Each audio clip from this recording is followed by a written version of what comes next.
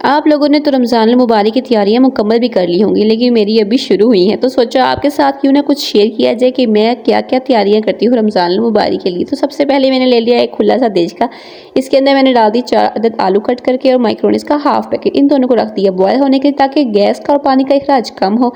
इसमें 1 चम्मच नमक का और 2 चम्मच ऑयल के भी डाल दी ताकि ये दोनों आपस में जुड़ ना जाए। हाफ केजी चिकन ले रही हूँ मैं, साथ में 4 अदद शिमला मिर्च ले ली है, इनको बारीक काट लिया है। 4 अदद मैंने ले लिए थे एग्स को बॉईल कर चुके थे, बारीक कट कर लिया मैंने कैबेज काटने के बाद मैंने सोचा कि क्यों ना चिकन को भी बॉईल कर लिया जाए। साथ ही मैंने चिकन बॉईल होने के लिए रख दिया है। भाई इसकी यखनी मैं संभाल के रखती हूँ, किसी राइस वगैरह या किसी और चीज़ में यूज़ कर रही थी, वेस्ट नहीं होने देती, तो आप लोग भी यूँ ही कीजिएगा। तो अभी जो हमारा बॉयल हो चुका था आलू और माइक्रोनीस वाला सीन, तो उनको मैंने छन्नी में निकाल लिया है। 2 अदद प्याज ले ली है, जहाँ से होनी है हमारी रेसिपी की शुरुआत। इनको बड़े प्यार से आपने काट ले लिए हैं, ये ले लीजिए, हमने काट लिया है बड़े प्यार से। अब साथ देख लेते हैं भी चिकन बॉयल हुआ कि नहीं जी, हो चुका है। अब इसको छन्नी में निकाल लेते हैं जल्दी से, और छन्नी में हमने निकाल दिया। अब इसको रख देंगे और ठंडा होने देंगे, फिर इसके हम रेशे कर लेंगे। 2 अदद गाजर मैंने ले लिए, इनको मैं कद्दूकश कर ली। कद्दूकश करने का फ़ायदा ये होता है चीज़ आगे ऑलरेडी हमें मटीरियलिस्टिक चाहिए, यानी कि मिली जुली हुई चाहिए, पप्पा बनी हुई जिसे हम कहेंगे अपनी लैंग्वेज में। एग्स को मैंने पील अप कर लिया, इनको मैं अच्छे तरीके से मैश कर रही हूँ क्योंकि मैश हुआ हुआ सारा सामान चाहिए था। और ये अंडे शुतुरमुर्ग के नहीं बल्कि मुर्गी के अंडे हैं, हमने ले लिया देश का। इसके अंदर 2 डुल्लू डालने लगी हूँ ऑयल के, और प्याज को हमने बीच में डालना है और भूनना स्टार्ट कर देना है। भूनना याद रखिएगा बिल्कुल शैलो फ्राई करना होगा, बहुत ज़्यादा उसको ब्राउन नहीं करना। बहुत ज़्यादा ब्राउन करने की वजह से आपके रेसिपी का टेस्ट में चेंज आ सकता है, टेंज कुछ इस तरह का आ सकता है कि कड़वापन आ सकता है। ये हमारा ब्राउन हो चुका था, तो फिर मैं जो रेशे कर चुकी थी चिकन के वो उठा के इसके बीच डालने के बाद आपको यूँ फील होगा जैसे देश के साथ चिकन के रेशे चिपक रहे हैं। इसको चिपकने से बचाने के लिए मैं सॉसेस डाल रही हूँ। सिरका डाल दिया मैंने, इसी तरीके से मैंने ब्लैक सॉस डाला है पहले, फिर मैं रेड चिली डाल रही हूँ।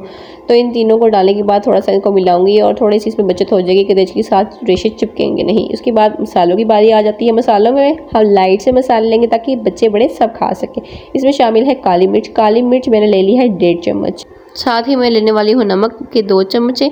आप हस्ब ज़रूरत भी ले सकते हैं, तभी ठीक है, अपनी मर्जी है भाई जितनी आप इंक्लूड कर सकते हैं। उसके बाद 1 चम्मच मैंने डाल दिया है सफ़ेद मिर्च का, अच्छे तरीके से इसको अच्छे से मिक्स कर लिया है। मिक्स करने के बाद मैं डालने वाली हूँ चिकन पाउडर का 1 चम्मच। ये ऑप्शनल है, आपकी मर्जी है, डालना चाहते हैं तो ठीक है, नहीं डालना चाहते तब भी कोई प्रॉब्लम नहीं। इससे थोड़ा सा डिफरेंट टेस्ट आता है, बल्कि बहुत अच्छा टेस्ट आता है। अब आहिस्ता आहिस्ता हमने जो है वो मसाले को अच्छे से मिक्स कर लिया, तो नेक्स्ट बाकी चीज़ों की तरफ बढ़ते हैं। मैश हुए हुए एग्स मैंने डाल दिए, थोड़ा सा हिलाना है, हर चीज़ को शैलो फ्राई करना है, बहुत ज़्यादा फ्राई नहीं करना क्योंकि ऑलरेडी ही चीज़ें प्रिपेयर हुई हुई थी, इसलिए जस्ट हमने उनको शैलो फ्राई करना होगा। तो ये मिक्स कर चुकी हूँ मैं एग्स की बाद मैं डालने वाली हूँ गाजरें जो कद्दूकश की थी मैंने, इसको भी अच्छे से हल्का सा फ्राई करके जो है शैलो फ्राई करके अपने नेक्स्ट थिंग की तरफ बढ़ना है। थिंग में आ जाती है आलू और माइक्रोनीस। आलू और माइक्रोनीस डालने के बाद अच्छे से हिलाना है, हिलाते जाना है। साथ साथ अगर आपको लगा कि सॉसेस कम है, मसाले कम लग रहे हैं, साथ साथ आप डाल सकते हैं, कोई इशू नहीं है।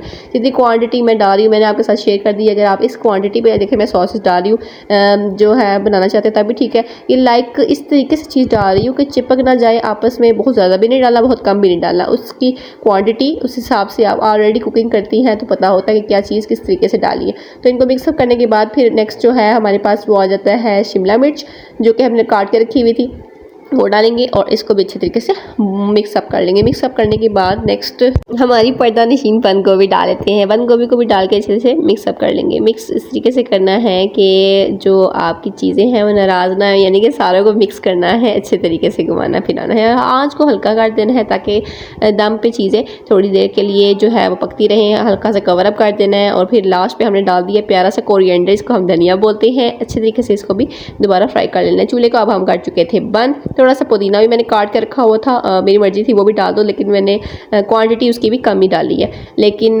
साथ ही मैंने सोचा चटनी भी तैयार कर लीजिए। पुदीना धनिया और अनारदाना कूट के डालने के बाद थोड़ा सा पानी डाला जूसर में और साथ ही चटनी का मरहला भी मैंने स्टार्ट कर दिया था।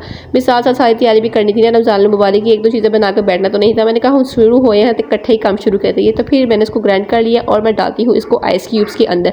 इसका फ़ायदा ये होता है आप दही के एक बाउल के अंदर 1 क्यूब डालें तो वो भी इनफ रहता है। मेरे क्यूब्स बड़े हैं, मैं हाफ का यूजेस करती हूँ इस तरीके से कि जो है वो कम से कम 2 डेज़ जो है रमज़ान मुबारक में रोज़े के हिसाब से मेरे निकल जाते हैं ईजीली। अब मैं रख देती हूँ इनको फ्रीज़र में। फ्रीज़ होने के बाद इनको दोबारा से प्लास्टिक बैग के अंदर रख के मैं सेव कर लूँगी और इनका यूज़ करूँगी। नेक्स्ट पर हमारे पास आ जाती है लेमन का जूस, यानी कि जो हमने रेडी किया हुआ था, ऑलरेडी क्यूब्स में डाला हुआ था। जब वो फ्रीज़ हो चुका था इसको भी मैंने प्लास्टिक बैग्स में डाल के सेव कर लिया। रमज़ान मुबारक में 2 क्यूब्स डाल के दैट्स इनफ, तो मैं यूज़ किया करती हूँ।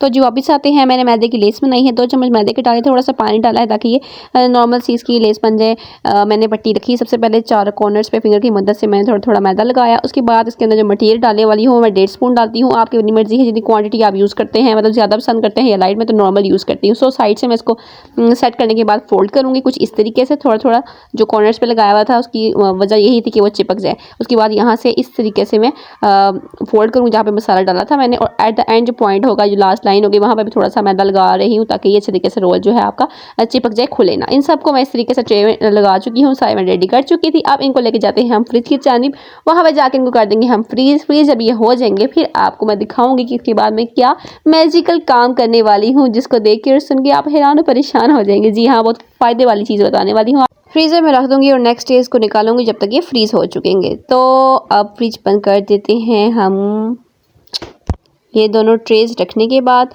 और जी ये फ्रीज़ हो चुके थे, नेक्स्ट डे ही मैंने इनको निकाल लिया था और चेक किया था क्योंकि बहुत ज़्यादा जुड़ तो नहीं, ये तो थोड़े से जुड़े हुए थे, उनको मैंने अलग कर लिया कुछ इस तरीके से। उठा लाई अपने पुराने प्लास्टिक बैग, जिनको मैं वॉश करके दोबारा से सेव कर लेती हूँ। भाई पैसे भी तो बचाने नहीं। खैर इनको खोलो जी, फिर इन्हें पाओ विच जैसे आप चाहते हैं जितनी क्वांटिटी डाला, मैं तो 5 या 4 डालती हूँ। थोड़े जो छोटे या मोटे या पतले या दुबले लगे यार, 5 डाल रही हूँ मैं मुनासिब उसके साइजिंग के लिहाज से।